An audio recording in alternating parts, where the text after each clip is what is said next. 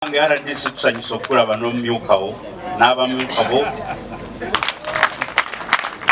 ayina engeri gy'abalaga concept ye bwe mukiraba neyanzege wekitiibwa RDC meya tuba mukaaga sabadi ng'ali ne Honorable Sadi Kitya Muweesi naye nga bava twafunayo sente eza PDM development twafuna milioni 189 mu emitwalo 518 zeza sente za road fund era kyenkiwa zezimu ku zino ne kasawo nga mweri kasawo yafunako milioni 275 then ate endala ezajja ku district ziri milioni 654 eza road fund ezikola ku byenguudo katulinamu bapartners baffe naddala nga UNICEF gye tuyita external financing twafunayo milioni 677 leero kwe kukola accountability twafuna sente mmeka zikoze zitya ba heads of department abo bwe mulaba heads bokka muyimirireko babalabe Dr. Mukulu oliwa endabako bulabi naye sikwatako owa education imuka ekyokulya yakikozeeko dda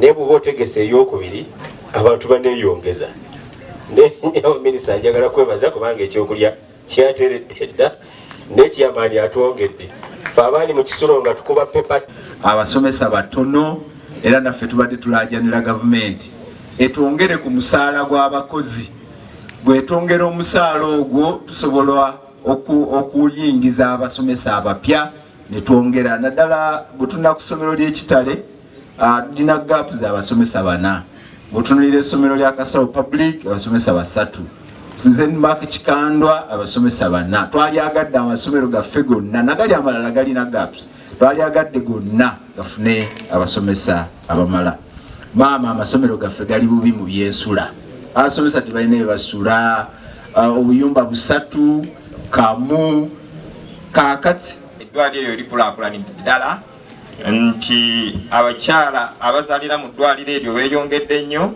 era on average buli mwezi tufuna abakyala abazaala abasuba mu 100 era n'abakyala abajja okwekebeza embuto oba kye tuyita okunywa eddagala nabo beeyongerera ddala nga buli mwezi tuweza abakyala abawera 100 mwenanga bwe boogedde muveeyo era buli omwaka ate akazindaalo atugulire state y'oluguudo ewuwe bwe baalukola saawa zino naye ng'ebiwandiiko mbirina tekyosobola kiddamu saawa zino Honorable RDC tikusente bweziti naye ng'ebiwandiiko tubirina kubanga era ffe tubiyisa twakola light grading oluguudo bwe lubeera nga lubadde lubi wabeerawo okuggyako ebisubi n'okulevelinga n'okukola emikutu emifulejje egijjako amazzi ku luguudo ekyalo ab'ekitundu waliwo kumwe ava mu kitundu gye baakola ebyo tawuni kiraka byatugambye nti baleeta oguuma nekusooka kulongoosa nekujjako obuddo ne baleeta ekyuma ne kikalakata ne kiwumba ekkubo bakikola eyo bannange zino sente zaabwe wa musolo mweze mugabana ku musolo gwe mutuwa tubabuuza okugabo gwammwe gwagamba ogwajja ogwo ogw'ekkubo kansala kiikirira Kabimbiri biwa eryo ekkubo eryogerwako erya Kabimbiri liva e Kabimbiri ne lijja ekikandwa ne lijja ekigayaza n'ekitovu paka okutawuni kansi eryo ekkubo baalikola omwaka gwe twasooka okuyingira mu tawuni kanso bwe baakolera eryo ekkubo okuva kuli eritutwala eddene bwe lityo erigenda mu gavu naye waliwo erimenya bwe liti ne liyita ekigayaza kikandwa ne Kabimbiri jako omuddo kungulu then bino ebitrakita ebinene ne bijjanga bigenda birima eno bikola ensalosalo nga bawumbamu we bati okuyita amazzi. Amazzi we gaba gayita. So kilomita balimako ne balimako akatundu ne bakomaawo era ekkubo eryo teryaggwayo ate ne bwebalima wafu neriyitamu. Kati nya obukadde 26 naye twetaaga obuvudde mu gavumenti naye twetaaga obukadde 5 kati tubulako obukadde omeka 24 bwe tubasaba mutukwatireko ab'ekitundu mwabagamba oba nedda. Mukama wange sitwakuba lukiiko kuwantiza kulima kkubo bw'obadde ofunye nga ekkubo eryo lya gavumenti buvunanyizibwa bwo okulanga nti bannange ezivudde mu gavumenti bwe ziti abatukwatiddeko twagala mukwatireko bwe ziti era muntu bw'atoola ne mugamba nti mwami Mukasa Bakaluba atodde bwe ziti n'ab'ekitundu ne bakola ki ne bamanya mwakikola. Kensobola okwogera katono ennyo ku statement y'enguudo ezo. Nze sijja kwogera byemabega watwali tukola ku nguudo nga sinaakwera kansala. Bwe mbadde kansala nasanga enguudo mbi nnyo. Kye nasalawo ne ŋŋenda wa chairman wange ne mugamba enguudo zaffe nki mbi. Naŋŋamba tetuyina tulabe engineer naŋŋamba tebayina programu ya kukola nguudo ezo mu budde obwo kuba tebati twali ku waka plan era nga tulina sente ziteekwadde tukola.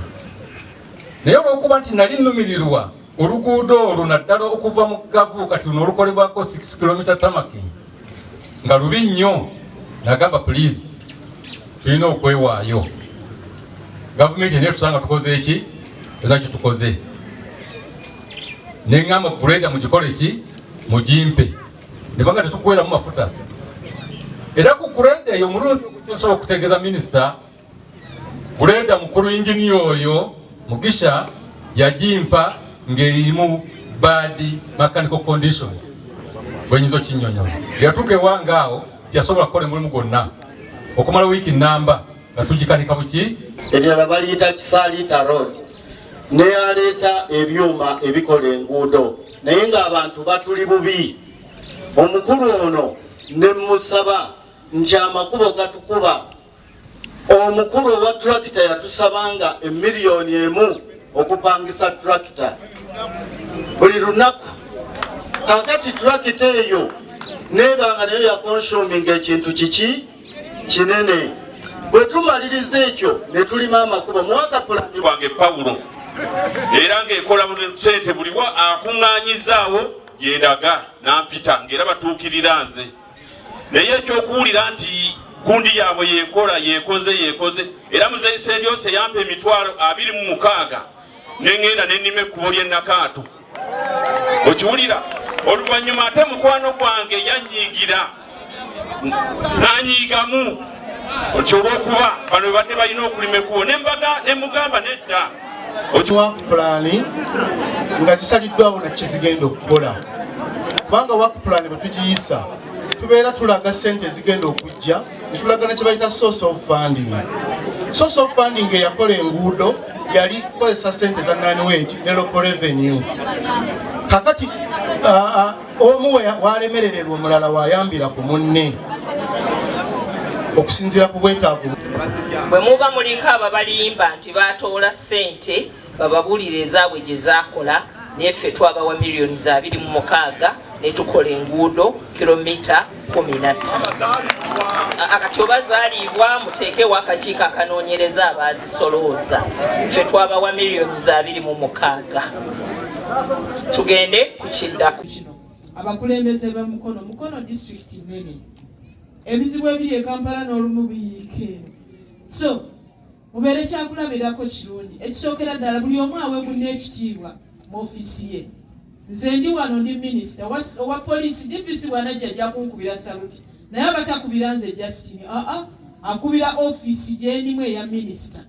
So naawe bwe baba nti ono bamulonda chairman wa LC3 gwe bakulonda oli chairman wa ddwaliro gwe bakulonda oli wa NUP chairman wa LC5 nina okuwa ekitiibwa kubanga ssemateeka yasalawo ani alina okusalawo atuula mu ofiisi eyo abantu b'omukono bakuwaki obululu mukitegeera so gw'olina otukulembera mukono gw'olina otukulembera tulabe nga tuteeka manifesto ya NRM mu nkola kuba kye ekibiina ekyayitamu nga tukolera wamu okuweereza abantu. Kasawo waliwo ne ge twasuumusiza aga sekendule nagwe ne tugongereyo engalo siziwulira. Ekizibu tulina abantu 300 n'amayumba 116 twalina bowahole emu ne tutuukirira ku buli omu gwe kikwatako wa gavumenti bakansala neno water office ebadde wawano report naye twagituukirira era ne tuwandiika ne tukunga abantu bonna ku kyalo ne bateekako emikono naye naguno ogwaka tulina obulumi naguno omwaka 2023 emyaka 8 years down the road tetufunanga bowahole eyo.